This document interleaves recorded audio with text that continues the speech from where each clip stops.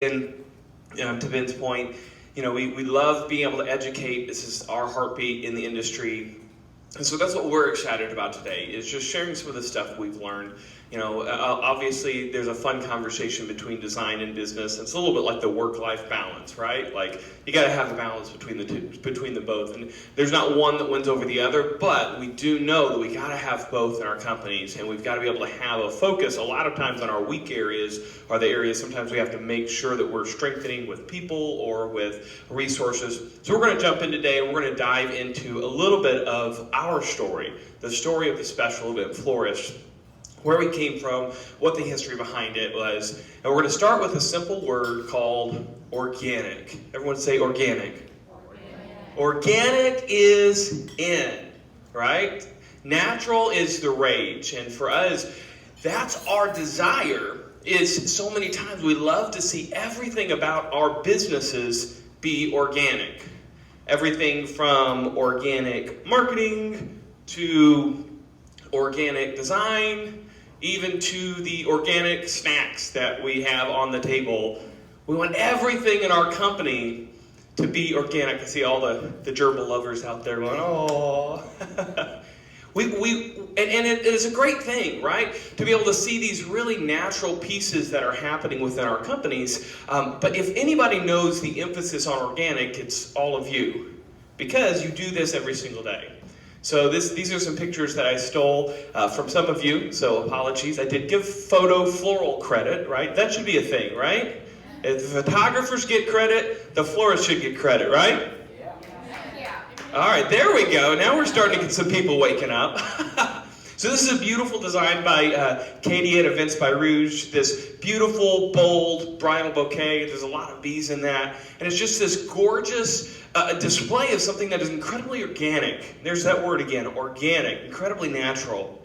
Here's this altar installation by Katie at Katie Bug Florals. It's just absolutely gorgeous. It looks like it just grew in from outside of the venue, and it just sort of happened there. And it's so natural. I like to use the word ethereal. I think that's the right pronunciation of that. Ethereal? What is it? Ethereal. There's my British friend coming in and helping me out here. Ethereal. It's just absolutely gorgeous, but it's very organic, very natural. We see this with Dr. Delphinium. Shelby, I told her last night I stole some photos from then. But it's just a really beautiful display of what could be when we're thinking creatively and trying to figure out how do we create an experience or an installation that it seems like it just happened. And the thing is, here's the dirty, dirty truth behind organic. Once you get beneath the soil and get your hands into the truth, it's that none of this is organic. Right? This takes so much time and effort and teamwork and planning and execution. All of this goes into it. And we love the fact that our product is organic, but behind that, there's effort and preparation behind that. And here's the funny part about this industry specifically. We'll spend 6 months thinking about a design or an installation, 20 hours working on it, and then we think it's a compliment when somebody says, it looks like it all just grew that way. I think we can all relate. We spend so much time and effort into doing something that feels and truly is an organic product. But at the same time, we have to realize that we have to be investing beyond the organic into the parts of our industry that a lot of times maybe we don't like to talk about. And here's some industry truths that I've picked up about our industry, and specifically our desire for things to happen organically. Number one, we invest more into our design creatives than we do into our business. Because that's what gets us going. It's 7:30 in the morning, we're talking about business, and some of you are falling asleep. But as soon as I bust out the design, y'all are like, okay, how did they do that? Where's the installation? How do we put these pieces together? And that's important, right? Both sides of that. But at the same time, when we look at a pattern across the industry, this happens. Sales is a 4-letter word. How many of you just kind of squirm when you say the word sales? Oh, this is our sales tape. I know for us it was like, oh, we don't want to seem like we're selling. We don't want to be the sleazy car salesman. Our favorite industry partners are organic with expectations, but no contracts. There's nothing wrong with that. That's good to have those people that you just sort of know how you work. We're working on together. But for some reason, at least within the industry, we see that it's easy for us to give credence to something where there's no details on paper. We're tempted to overlook contractual details with clients to be nice. Let me tell you a story from Twisted Willow when my wife and I owned it. Y'all ready for this? One single time, we overlooked a clause in a contract, and somebody was going beneath our minimum guarantee, and this is the only time we've ever gone against our contract. And guess how many bad reviews in the history of our company we got? 1.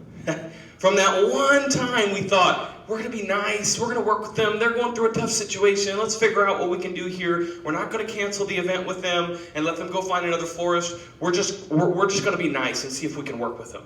And it bit us, right? Because we were trying to connect and have this organic thing happen, and the client didn't appreciate it the way that we thought they should. I've heard this time and time again. We stuff arrangements, and we call it brand marketing. I've had so many conversations with florists where they're like, oh yeah, let me just pop a few extras. We've got these left over in a bucket. We're just going to write it off onto brand marketing. And so this is patterns, whether we are big fond of them or not, we see that we have these patterns across the industry, and we want to make sure today that we're looking into our companies and asking really tough questions and saying, hey, can I grow beyond just organic? And to do that, we're going to look into another economic story that I think reflects a little bit of what's happening in our industry. And that is, back to the word organic, the organic produce industry. Now, here's the thing, whether you feel one way or the other on organic and whether it's worth the money you have to pay is sort of outside of the question. But the business story behind it is very applicable to what we're doing here.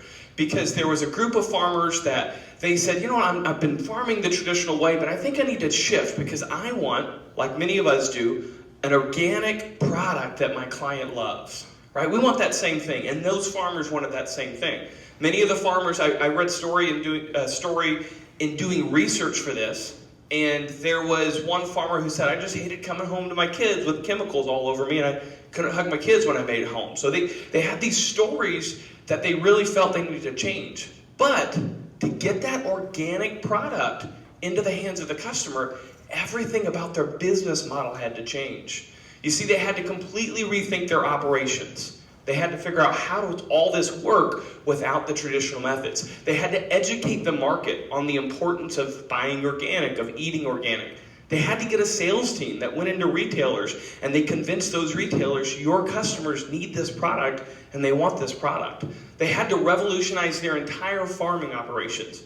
I read one point that said if you want to call something organic, and again, somebody else may know more on this. I don't know where Amy Nicole is, but she may know more on this than me. So correct me if I'm wrong, Amy.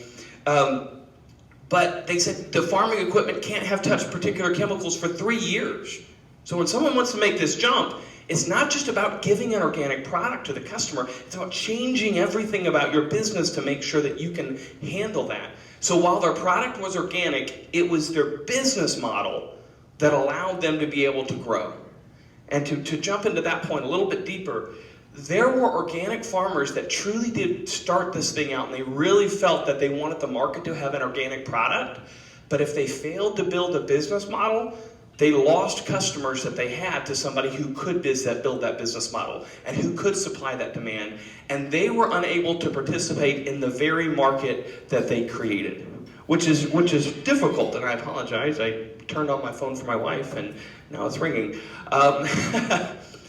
It's difficult to be able to see that, but here's the heartbreak. When you see someone who's just known as a designer in your community, and I've heard about this in several cities, these large designers that are going under. It's like, how in the world did they go under? When they created this style or they created this market, it's because many times they created something that they were passionate about, and yet they didn't have the business model to be able to back that up and to continue to move forward. So here's our point today. Your business model has to be built to support your vision. If you want to scale, if you want to grow, you've got to have a business model that's going to allow you to do what you do most and what you love doing most.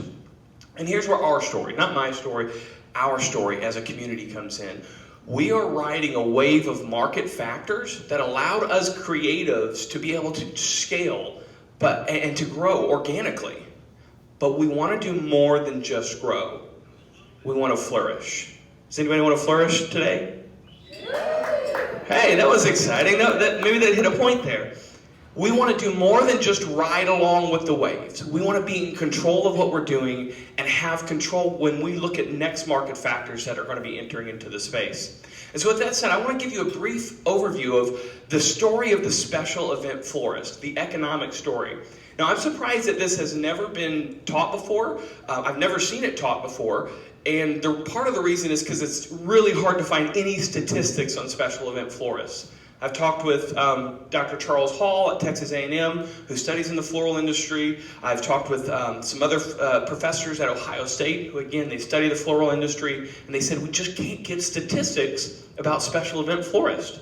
They're just popping up from everywhere. There's something called a NAICS code, N-A-I-C-S, and they said, technically, we don't know where they fall in that. So how can the local florist know where they fall in that when they're trying to fill out this business application?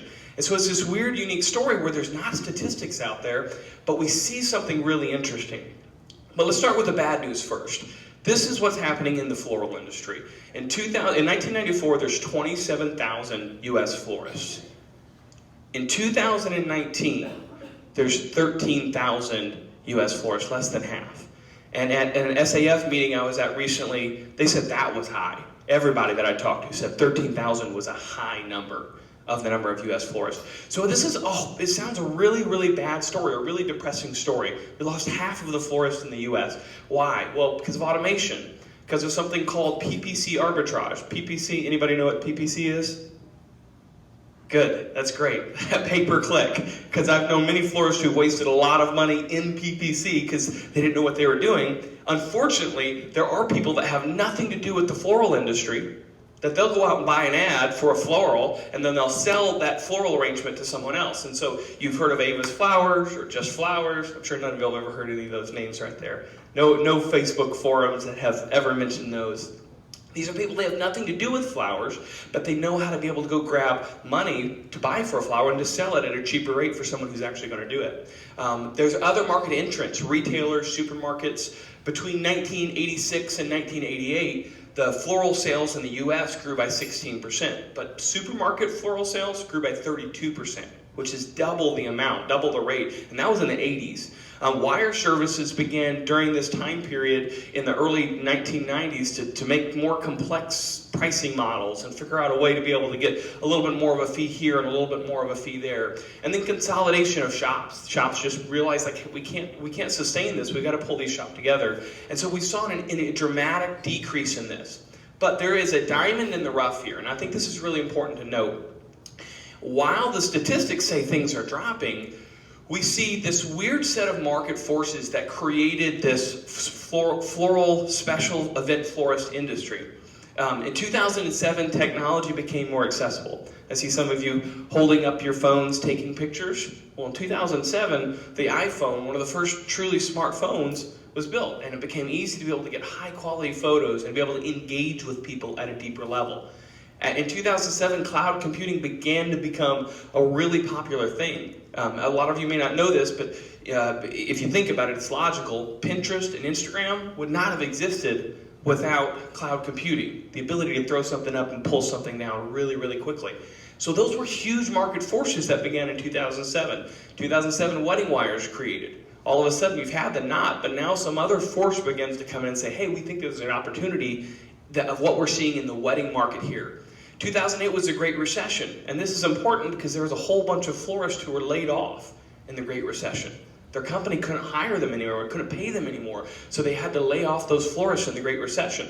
2010, visual platforms started to rule, so Instagram and Pinterest were created, both in 2010. And I have some pictures of some 2010 wedding here in just a second, just for the memory's sake. But these things started to rule, and all of a sudden people could engage, and it was no longer, I want number 77 from the FTD wedding catalog. It was, hey, you had that. I'm going to take this idea, and I'm going to take this idea, and I'm going to create something innovative, something that I can connect with. And the everyday bride now had access to unlimited creativity, and they wanted to invest in those events. They wanted to make those memorable.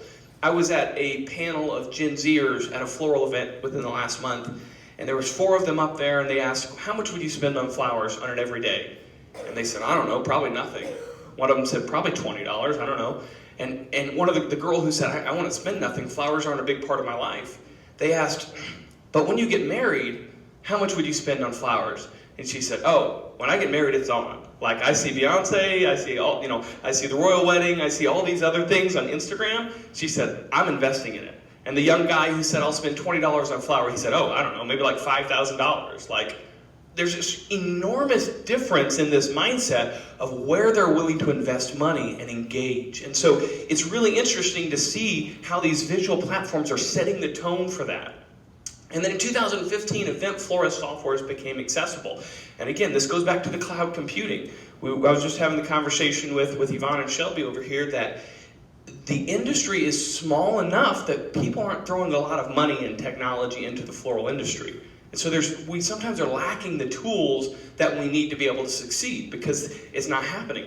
But the cool part about cloud computing, it allowed florists themselves to be sitting at a kitchen table saying, there's got to be a better solution to this, and start to create it. So when you look at some of the event florist softwares out there like Bloomtrack and Details and Curate, all of it started from just florists who just were like, hey, there's got to be a solution. That's where our heartbeat came from as a local florist, where it's like, why has no one created this? Well, it's because we're a smaller industry and nobody's throwing a lot of money into it. But now we're able to, at a lower cost, at a quicker rate of development, able to build these things. So just for memory's sake, anybody remember 2010? Depending on what area of the country you're at, this is still in, but I don't know if my wife's here or not, but there's a single rule. There's several rules in my marriage, but one of the key ones is never show our wedding pictures from 2010 to a group of florists. That's a general rule, Ryan. It doesn't matter where you're speaking and how fancy pants you think you are. Never, ever show a picture of our wedding to other florists in a room full of florists. And my wife did a wonderful job on our wedding, but we were married in 2010, so I very much remember what weddings were in 2010. But the special event florist, the entrance into the market. So we see, where are these people coming from that are creating this special event florist? Well, between 2009 and 2013, and I'm sure many of you can attest to this, there was an enormous surge in special event florists. I talked to several people last night, and almost every single one of them said, hey, either I started my company during that time, or I was working by myself that time, and all of a sudden I just saw this huge surge in people who wanted my services to create custom, incredible arrangements. And they saw this great benefit from this. We were in this group. 2013 was when we started Twist a Willow Design. And florists no longer were working at traditional florists is one place that these came from. So recession layoffs, these people are sitting in their home in their basement saying, I got to figure out a way to make money, right? My wife and I, we're basement Bettys, right? We bought a studio, we grew it, we scaled it, but we just said, hey, we got to figure out a way to be able to grow our company, to be able to make money. And somebody had bought her shop. She was the lead designer at her shop. And the people who bought it got it for a steal because flower shops don't sell for anything nowadays. And the people had no idea what they were doing. And she was coming home frustrated. She's like, I can't keep working here. So I said, well, let's start our own company. And we did. And we were hard-headed enough that we said, let's just figure it out. And so we started it, and that's what so many other florists did during this era. They were in the industry, but then they just saw that people were wanting something more unique, more custom. Another place is wedding planners who fell in love with florals. There's a lot of wedding planners out there.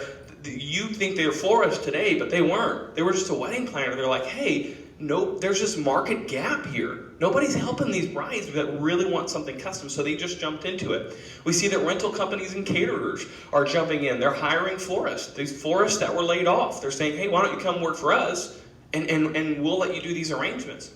Even things like supermarkets that are wanting to offer more than just chop and drop arrangements. Like, these are the people that are seeing this market gap, and they're jumping into it.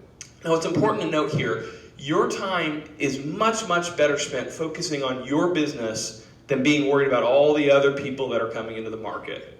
So easy at floral events for everybody to jump up and down and say, oh, the blasted grocery stores, I can't believe that, if we spend all of our time being worried about everybody else, we're going to lose ours behind us, our company behind us. So at some extent, you do want to know those. You do want to know what's happening. You do want to know what you're competing against, but spend the time focusing on your company and saying, all right, They're going to come in, let's play this game. You want to dance? Let's dance. We're going to make this awesome, and I'm going to do my best to be able to build my business in a way that's scalable.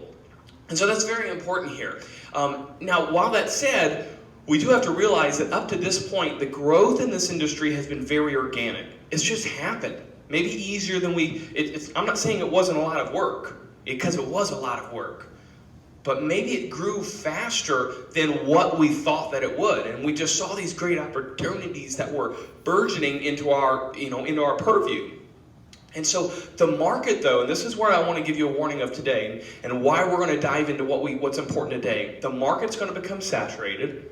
There's going to be a ton of florists out there who are, someone made the comment last night, someone takes an online floral class and all of a sudden they're a wedding florist, right? It's like, well, great. I was an art school dropout and now I'm a florist. Which for me, again, if we get all worried about entrance, whatever, maybe they could be the next Jeff Leatham. Maybe they could be the next, let everybody give it a try. But we have to realize still, they are coming into it. So how am I making sure that my company is being prepared beyond just having an incredible product? Remember the story of organic produce. It's more than just having incredible blueberries. It's saying, I want this product. I've got a good product.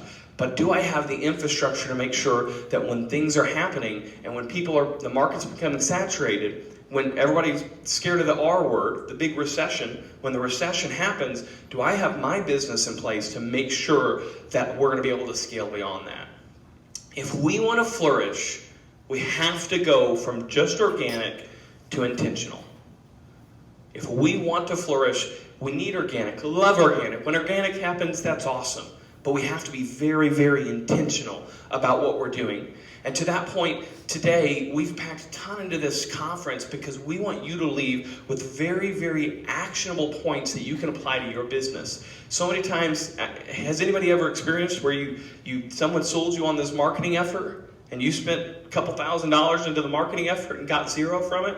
How many of you have spent more than $2,000 on a marketing effort and got $0 back for it?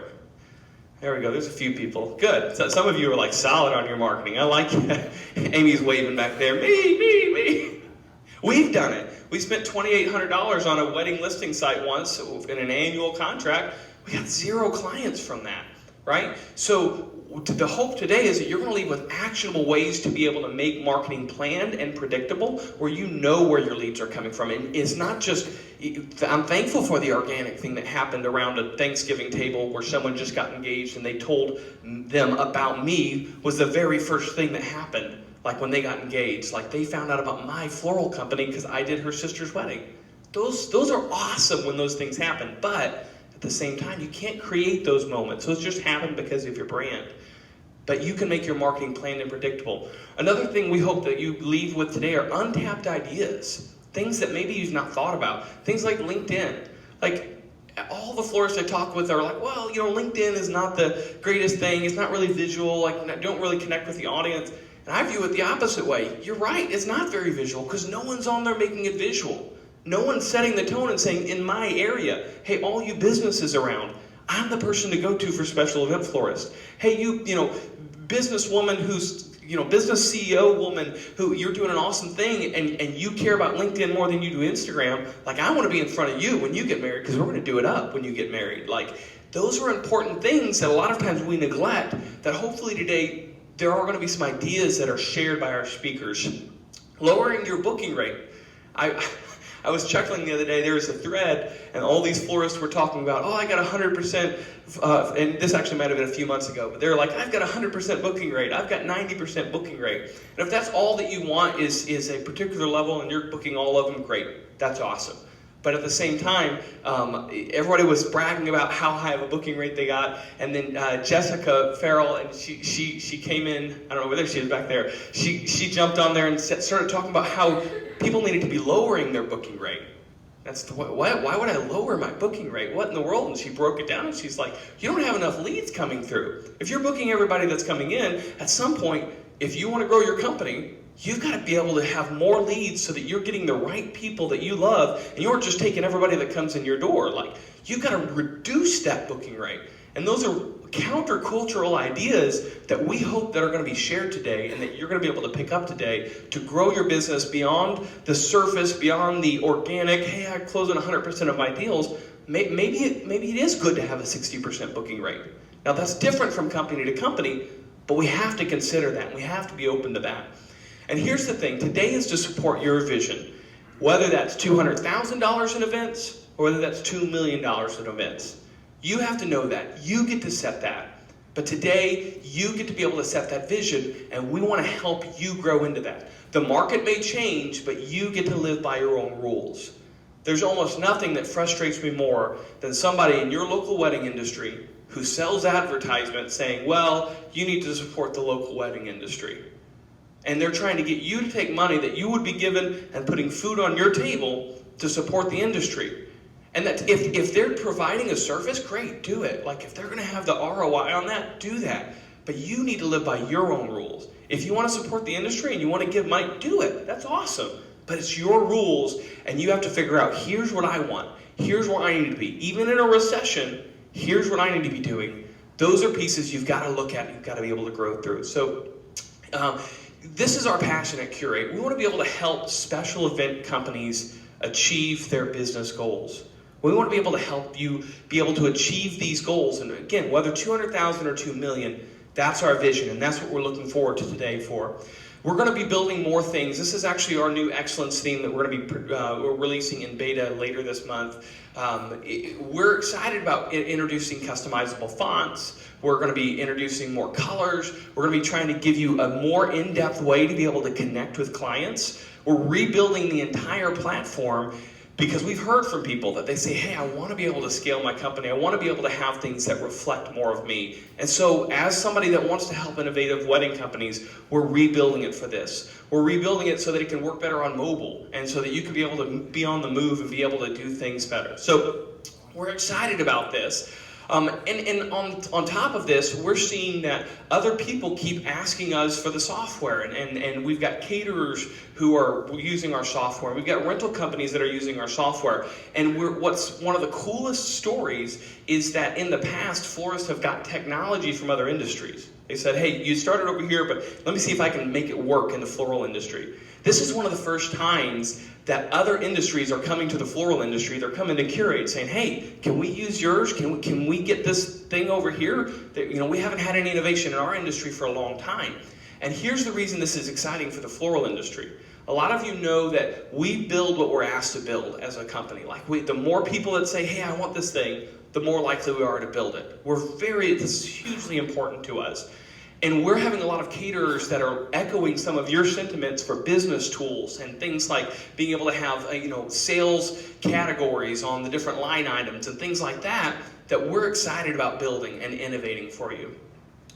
So on top of that, where we're going as a company for Curate is we're going to continue to support the special events industry. We're going to continue to support this industry. You're going to see a lot of new features and functionality that's going to make your life easier. But we're going to have an enhanced focus on aesthetics and business needs. We want to make sure that we're helping both on the design side and the brand side, but also the back end. When you're trying to grow your company, you're trying to scale your company.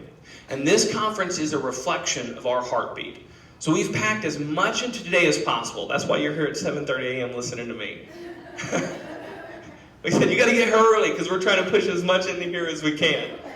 And here's some things today. You're going to hear industry experts share on-point advice, very transparent advice about what they did and what was effective. And we want you to be able to take in from that. We're going to have one-on-one sessions with our Curate team. If you haven't signed up for one of those, you can go to the information booth out there. They can be able to help you get signed up. We want to help you grow in your business. Even if you're not a Curate user, sign up for one of those. We'll help you. Let us know where you're at. We'd be glad to share what we've seen in the industry, how we can help make an impact on that. One of the interesting things was someone was talking to me yesterday at the event, and they said, I'm just really glad that for one of the first times I filled out a survey and then I looked at the schedule of events happening and you guys listened. Like I'm not used to technology companies listening. Like this is what we wanted to hear and what we needed to do as a business. And so that's why we're excited to provide these. You're going to hear inspiring stories like Kyra from Roses and Mint.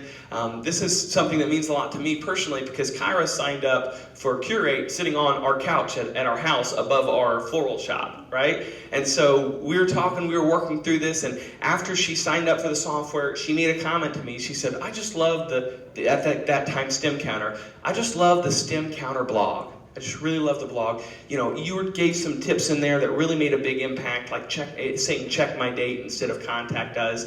And so it meant a lot to me that she made that. I was like, wow, that's cool. We're sharing advice and somebody's taking it.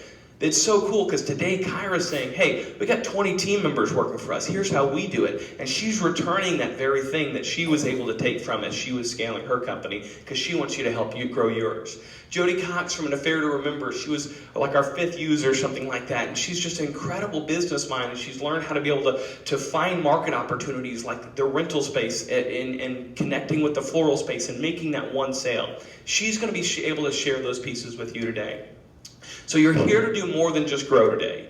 You're here to flourish. And we're excited about that. So be transparent, ask tough questions, and engage at a deeper level today. Specifically, these are going to be your next 2 sessions. And before you get up, I do want you're going to have to type something into your phone. So y'all get ready to type it into your phone. But we're going to have Kyra and Sarah going to be talking about best practices for managing your employees and freelancers. And the flower guy, Brian, is going to be talking about marketing to your desired audience. And so if I believe it's correct, y'all correct me if I'm wrong, but marketing is out to the left is where you'll be going. And then sales and growth is going to be out to the right, are the 2 different sessions for that. So with that said, here's what I need you to type in your phone. Let's find out how good of a speaker, how well I did today. So this is important because throughout the day, you're going to need to go back to this exact same link. So if you want to type that into your browser right now, just go ahead and type it into your browser. curate.co/session.